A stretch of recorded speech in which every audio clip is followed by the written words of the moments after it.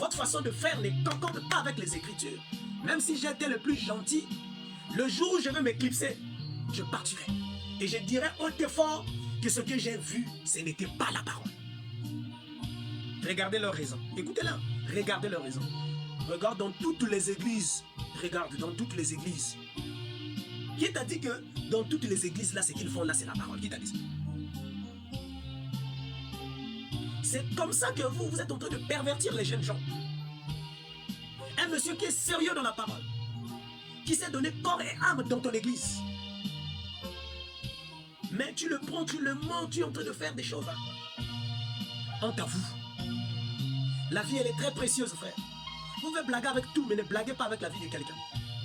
Parce que la vie, elle est précieuse. Vous pouvez dominer votre enfant, votre femme, je ne sais pas qui.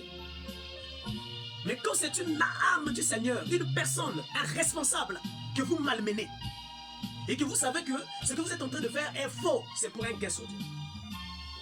Honte à vous. Votre malédiction et châtiment sera grande devant le Seigneur. Vous allez payer pour tout ça là.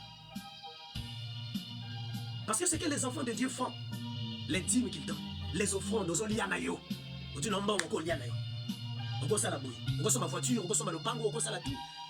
Tu prends pour toi, tu manges. Tu n'as jamais reçu l'appel de Dieu. Tu n'as jamais vu Dieu. Tu n'as rien fait. Tu continues à embrayer les gens. Et te voilà du haut de la chaîne. Honte à toi. Honte. Soni Ponayo. Et frère, quand vous voyez, vous êtes dans un milieu comme ça, des prophéties bizarres, banales, qui n'ont même pas de forme, ni de tête, ni queue. J'ai vu ceci, j'ai vu cela. Menteur. Quittez cette église. Parce que ce n'est pas une bonne église. Une vraie église se repose sur la parole de Dieu. La vraie église, frère. Quand vous rentrez dans cette église-là, votre vie change. Quand vous rentrez dedans, votre vie change, frère. Vous sentez un changement dans votre marche. Vous êtes dans l'atmosphère de Dieu. Vous êtes dans la consécration de la prière. Rien ne peut vous bloquer. Vous êtes des fils de Dieu. Vous sentez la paix du cœur même quand vous n'avez pas mangé. Vous sentez la paix du cœur même lorsque ça vous dépasse, mon frère. Vous sentez que vous êtes à l'aise, le Saint-Esprit est là.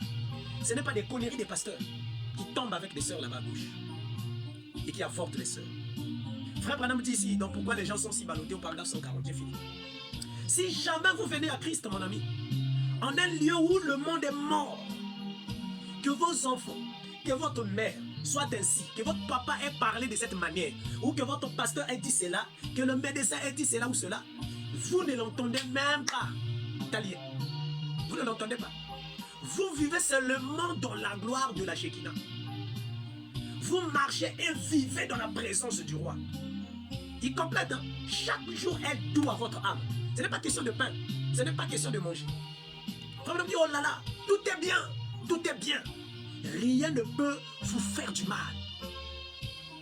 Aucun endroit, quand vous êtes dans la présence de Dieu. Quand vous êtes là, vous sentez à l'aise dans une église.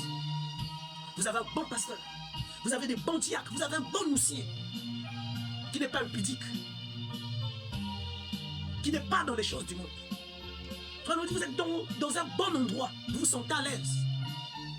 Et si vous êtes là, frère, restez y demeurer. Mais quand vous ne voyez pas clair, sortez. Que le Seigneur vous bénisse richement.